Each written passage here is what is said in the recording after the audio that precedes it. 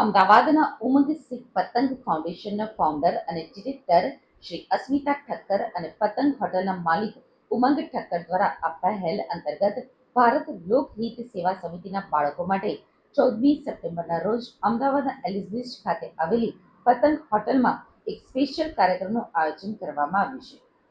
હંમેશા સમાજ માટે ઉપયોગી અને પ્રેરણાદાયી કામો કરનાર ઉમંગ સિંહ પતંગ ફાઉન્ડેશનના ફાઉન્ડર અને ડિરેક્ટર શ્રી અસ્મિતા ઠક્કર અને પતંગ હોટલના માલિક શ્રી ઉમંગ ઠક્કર દ્વારા એક અનોખી જ સામાજિક પહેલ કરવામાં આવી છે.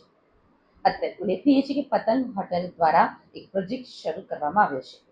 આ પ્રોજેક્ટ અંતર્ગત તેઓ દર અઠવાડિયે એક એનજીઓની મદદથી અંદાજિત એવા 50 બાળકોને પતંગ હોટલમાં લાવી રહ્યા છે, જે ઊંચાઈએથી અમદાવાદનો નજારો સાથોસાથ હોટલની મુલાકાત અને ભોજનના આસ્વાદ પણ માણી શકે.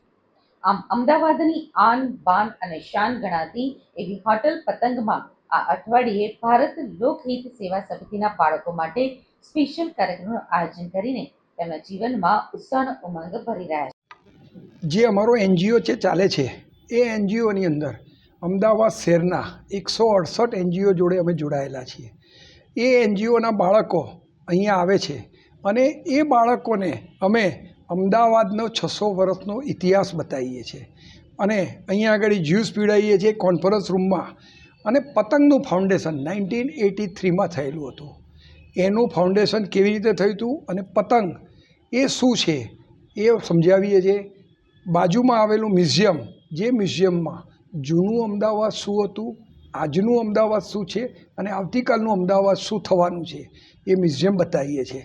અને પછી એ બાળકોને અમે ત્યાં ઉપર પતંગમાં લઈ જઈ અને ડિનર કરાવીએ છીએ અને એના ધાબા પર લઈ જઈને બાયનોક્યુલરથી જૂનું અમદાવાદ, નવું અમદાવાદ બતાવીએ છીએ. આ પતંગ રેસ્ટોરન્ટ 1983માં થયેલી છે. ત્યારે અમદાવાદ શહેરમાં 4 માળ કે 5 માળથી વધારે પરમિશન મળતી નથી, પરંતુ એ વખતે 26 માળની પરમિશન મળેલી હતી. રિવરફ્રન્ટ થયા પછી આનો નજારો કંઈક બહુ જુદો છે. તો અમારું એવું કહેવું છે કે અમદાવાદના આવા એનજીઓના બાળકો અહીં આવે, જોવે, એનો અમને ખૂબ ગૌરવ છે.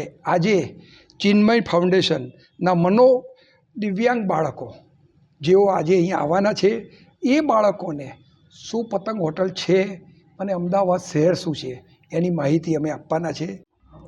પતંગ હોટલ કે જે અમદાવાદની આન બાન શાન છે. પતંગ હોટલ એ અમદાવાદનું નામ છે.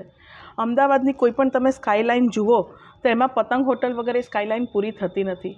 આ પતંગ હોટલના ઓનર શ્રી ઉમંગભાઈ ઠક્કરનું એક સપનું હતું કે મારે આ પતંગને, જે હેરિટેજ બિલ્ડિંગ છે અમદાવાદનું, એને મારે પતંગને સર્વસામાન્ય લોકો સુધી, નાનામાં નાના બાળકો સુધી પતંગને કઈ રીતે પહોંચે, એવું એ ઉમંગભાઈનું સપનું હતું. તો ઉમંગભાઈની પુત્રવધુ શ્રી અસ્મિતાબેન ઠક્કરે એક એનજીઓની સ્થાપના કરી, ઉમંગ સે પતંગ તક.